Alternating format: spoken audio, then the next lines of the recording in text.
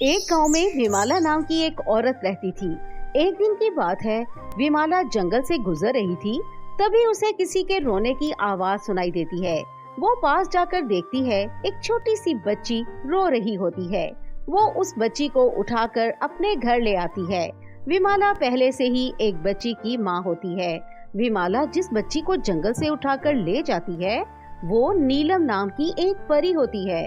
देखते ही देखते कुछ साल बीत जाते हैं। वो दोनों बड़ी हो चुकी थी, पर मायरा अपनी छोटी बहन से बहुत जलती थी।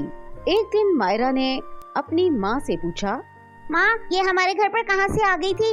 मायरा, अपनी बहन से अच्छे से बात करो। और उसे मैं काली पहाड़ी के जंगल से लेकर आई थी, लेकिन मैंने उसे बिल्कुल अपनी बेटी की तरह पाला है और मैं चाहती हूँ तुम दोनों बिल्कुल एक सगी बहनों की तरह रहो।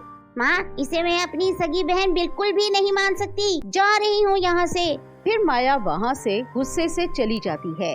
स्कूल जाने से पहले मायरा जानबूझकर देर तक बाथरूम में घुसी रहती है और बेचारी नीलम बाहर इंतजार करती रहती है। फिर वो दुखी होकर अपनी माँ के पास आती है और बोलती है, माँ देखो, मायरा अभी तक बाथरूम से बाहर नहीं निकली। कब मैं नहाऊंगी, कब मैं नाश्ता करूंगी और कब स्कूल जाऊंगी? बेटा मायरा, जल्दी से बाहर निकल, नीलम स्कूल के लिए लेट हो जाएगी। मायरा बाथरूम से बाहर निकल आती है और नीलम से कहती है, मेरा साबुन और तौलिया इस्तेमाल मत करना, वरना तेरे पंख काट दूंगी, समझी? उसकी ये बात उसकी माँ सुन लेती है और बोलती है, मैंने तुमसे कहा था ना, अपनी बहन से बदतमीजी से बात नहीं करना। अब तुम जाओ यहाँ से और अपना नाश्ता करो। मायरा और नीलम एक ही स्कूल में पढ़ती थी। लंच में नीलम मायरा से अपना टिफिन मांगने जाती है। मायरा, माँ ने मेरा लंच बॉक्स तुम्हारे बैग में रख दिया था, मेरा टिफिन दे दो, मुझे बहुत भूख लग रही है। अरे परी, तू खाना खाकर क्या करेगी? जा और पेड़ के पत्ते खा ले। इतना बोलकर मायरा वहाँ से चली जाती है। नीलम को उस दिन स्कूल में भूखा रहना पड़ गया। एक दिन विमाला किसी काम से घर से बाहर गई हुई थी। मायरा नीलम से कहती है, नीलम, मैं अपनी दोस्तों के साथ काली पहाड़ी के जंगल में घूमने जा रही हूँ। माँ वैसे तो आज नहीं आएगी, अगर आ जाए तो कह देना मैं रानी के घर पर हूँ, समझी तू मेरी बात को? मायरा, माँ ने काली पहाड़ी के जंगल में जाने से मना किया है, तो वहाँ मत जाओ। एक काली खतरनाक चुड़ैल रहती है वहाँ पर। तुम चुप रहो, मैं किसी से नहीं डरती, इसलिए गवार परी, तुम माँ की तरह मुझे लेक्चर मत दो। चुपचाप अपने बिल में घुस जा, समझी? और अपने काम से काम रख। मायरा नीलम की बात नहीं मानती और अपने दोस्तों के साथ जंगल में घूमने चली जाती है। जंगल में घूमना कितना अच्छा लगता है ना, कोई रोकने टोकने वाला ही नहीं। चुड़ैल अपनी गुफा में ये सब देख रही थी। काली चुड़ैल अपनी गुफा से गुजरने वाले लोगों को अपना भोजन बना लेती थी। बड़े दिनों के बाद इस गुफा के पास कोई आया है।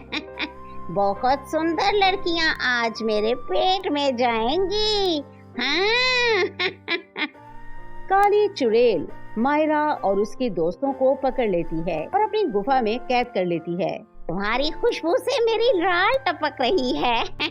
काली चुड़ैल मायरा और उसके दोस्तों को खाने ही वाली थी। तभी वहाँ नीलम परी आ जाती है।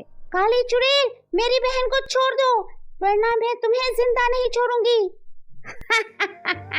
तुम तो एक परी हो। अच्छा हुआ तू यहाँ आ गई, आज मेरा वर्षों का सपना पूरा होगा। मैं तेरी बलि देकर इस दुनिया की सबसे शक्तिशाली चुड़ैल बन जाऊंगी और इस दुनिया पर राज करूंगी, राज। बहुत लड़ाई के बाद चुड़ैल धोखे से अपनी शक्तियों से परी को बांदी बना लेती है और परी की बलि देने ही वाली होती है कि तभी मायरा एक डंडे से चुड़ैल के सर पर वार कर देती है और चुड़ैल बेहोश हो जाती है। उसके बाद नीलम परी अपनी जादुई शक्तियों से चुड़ैल को एक बोतल में बंद कर देती है और हमेशा के लिए गुफा में कैद कर देती है। इस घटना के बाद मायरा नीलम को अपनी सगी बहनों की तरह प्यार करने लगी और दोनों साथ में हंसी खुशी रहने लगती हैं। तो मेरे प्यारे दोस्तों, कैसी लगी आपको परी की बलि की कहानी? मुझे कमेंट करके जरूर बताएं। मैं आप सभी के कमेंट पढ़ती हूँ और मुझे बहुत अच्छा लगता है। तो आप ऐसे ही अच्छे अच्छे कमेंट करते रहें तो मिलते हैं फिर किसी नई कहानी के साथ। तब तक अपना ध्यान रखें। Bye bye.